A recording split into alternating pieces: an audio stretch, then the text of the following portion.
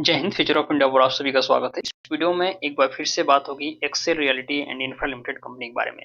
पिछले कुछ समय से काफी चर्चा में है स्टॉक। रिटेल इन्वेस्टर्स को भी तो पहली पसंद बनी हुई है, लेकिन अब इस स्टॉक में लग गया है लोअर सर्किट, यानी कि जिन लोगों ने भी हाल फिलहाल में बाई किया हो उनको हो सकता है बहुत बड़ी दिक्कत। तो इसी दिक्कत को दूर करने के लिए इस वीडियो में हम लोग एनालिसिस करेंगे कि जिसका पहले से इसमें इन्वेस्टमेंट है या किसी ने हाल फिलहाल में इस कंपनी के शेयर्स को बाई किया है, चाहे किसी भी लेवल पे बाई किया है, तो उसके आगे की रणनीति क्या होनी चाहिए। और चूंकि प्राइस अब लोअर सर्किट लगा है तो प्राइस नीचे आएगा, तो नीचे आएगा तो जो लोग अभी तक इसमें बाई नहीं कर पाए थे, ये कहीं ना कहीं उनके लिए एक अपॉर्चुनिटी की तरह काम करेगा।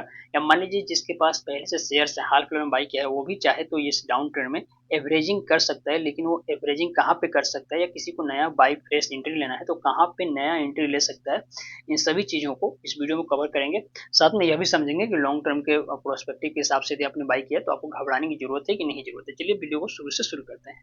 सबसे पहले हम लोग आ गए हैं बीएस इंडिया वेबसाइट पर, और यहाँ पे आपको देखिए Excel realty and infra limited जो कंपनी ESMSS2 में आ गया है। सेबी की तरफ से क्या होता है कि जब भी कोई स्टॉक बहुत तेजी से ऊपर या बहुत तेजी से नीचे आने लगे तो वो उससे ESM और GSM कैटेगरी में डाल दिया जाता है। तो ESM में तो पहले से था क्योंकि शेयर रॉकेट बना हुआ था, लगता है प्राइस ऊपर जा रहा था। लेकिन जब आप इस नोटिफिकेशन में देखेंगे तो यहाँ पे आपको देखने को मिलेगा कि आज की डेट में यहाँ पे लग गया है लोअर सर्किट। लोअर सर्किट का सीधा सा मतलब हुआ कि इसमें बायर्स कम रहेंगे, सेलर्स ज्यादा रहेंगे, और फिर आप बाई इजिली सेल इसको इजिली नहीं कर पाएंगे, क्योंकि ज्यादातर लोग इसको सेल ही करना चाहते हैं, बाई कोई नहीं करना चाहता। क्योंकि हुआ क्या है ना कि अब मैं चार्ट पर आपको दिखाऊंगा, चार्ट पे आपको देखने को मिलेगा प्राइस काफी बढ़ गया था, और काफी बढ़ने के बाद जाहिर सी बात है थोड़ी बहुत टॉप पे तो प्रॉफिट बुकिंग आएगी। तो प्रॉफिट बुकिंग होने की वजह से भी लोग माल बेचना चाहेंगे और इसका प्राइस नीचे की तरफ आना शुरू होगा। तो आपको घबराना नहीं है, आपको मैं बताऊंगा करना क्या है। मार्केट डेप्थ में यदि आप देखेंगे तो यहाँ पे अभी भी देखने को मिलेगा कि ऐसा नहीं कि बायर्स नहीं है, कंप्लीटली बायर्स अभी भी थोड़े बहुत बायर्स इस स्टॉक में है। हाँ, लेकिन ज्यादातर इस स्टॉक में सेलर्स हैं। अब सेलर्स की संख्या देखने को मिलेगा कि 1,92,52,000 सेलर्स हैं, जबकि इस कंपनी में जो बाई करने वाले लोग हैं वो सिर्फ 4,92,000 के आसपास है। तो जाहिर सी बात है अगर आप अभी इसको बाई करेंगे तो बाई तो इजिली हो जाएगा, लेकिन अगर सेल करना चाहेंगे तो सेल इजिली नहीं होगा। तो क्या आपको अभी सेल करने की जरूरत है कि नहीं जरूरत है, उस चीज को इस वीडियो में समझने का प्रयास करते हैं।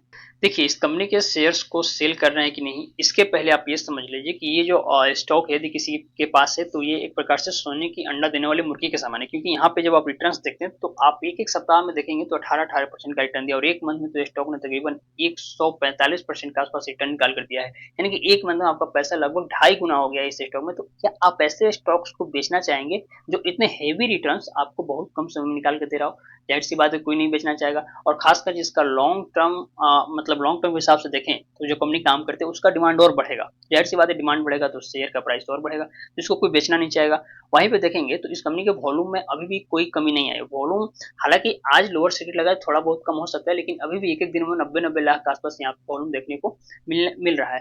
तो जाहिर सी बात है कि आपको थोड़ा सा सोचना होगा। मनी कंट्रोल की वेबसाइट पर जब पाएंगे तो एनालिस्ट की यहाँ पे राय ये है कि इस कंपनी के शेयर्स को सिर्फ और सिर्फ बाई किया जाए, अभी सेल नहीं किया जाए। क्योंकि जाहिर सी बात है ऑल चीज इसमें जो है ऑल थिंग्स गुड है। मैंने पहले भी आपको इसके ऊपर एनालिसिस के वीडियो बनाया था, बताया था कि कंपनी के फंडामेंटल टेक्निकल हर एक चीज बढ़िया है। जाहिर सी बात है कि ज्यादातर लोग इसको बाई करने की सलाह देंगे। तो मैं अपने डिसीजन तो लास्ट में दूंगा कि आपको बाई करना है कि सेल करना है कि होल्ड करना है, लेकिन अभी जो चीजें हैं कंप्लीट में वो आपको पहले एक एक करके बता देता हूँ।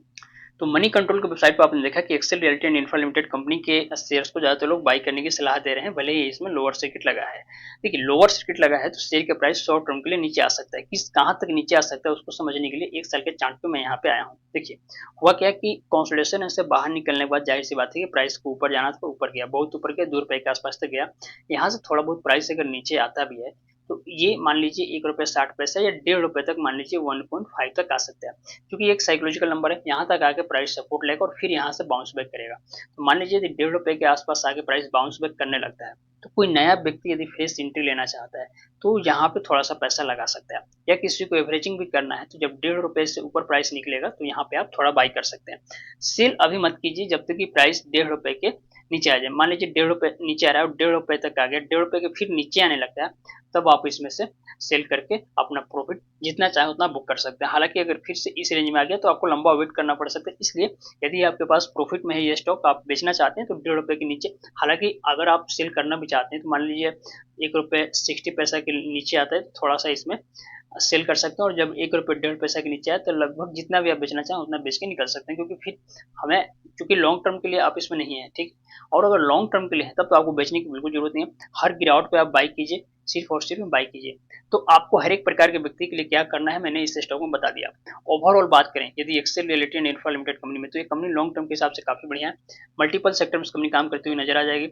इंफ्रास्ट्रक्चर के परियोजनाओं से जुड़ी हुई ये डिजाइन और डेवलपमेंट का काम करती है। इसके अलावा आईटी एंड बीपीओ सर्विस भी देती है। तो काफी फैला हुआ विस्तार है इस कंपनी का, और उसके हिसाब से कंपनी को, क्योंकि मल्टीपल सेक्टर में काम करते तो पैसे भी कंपनी के पास ठीक ठाक आते हैं, रेवेन्यू और कंपनी का प्रॉफिट भी बढ़िया है। तो इसलिए लॉन्ग टर्म के हिसाब से आप इस स्टॉक को अपने पोर्टफोलियो में ऐड कीजिए, और बाकी बिंदास रेस थोड़े बहुत शॉर्ट टर्म में इसमें गिरावट से घबराना नहीं है। इसको लेके मन में कोई अन्य डाउट है, कुछ जानना चाहते हैं तो मुझको इंस्टाग्राम पे मैसेज कर सकते हैं, फॉलो कर सकते हैं। मैं इंस्टाग्राम पे सबको रिप्लाई देता हूँ। बाकी मिलते हैं अगली वीडियो में, तब तक के लिए जय हिंद।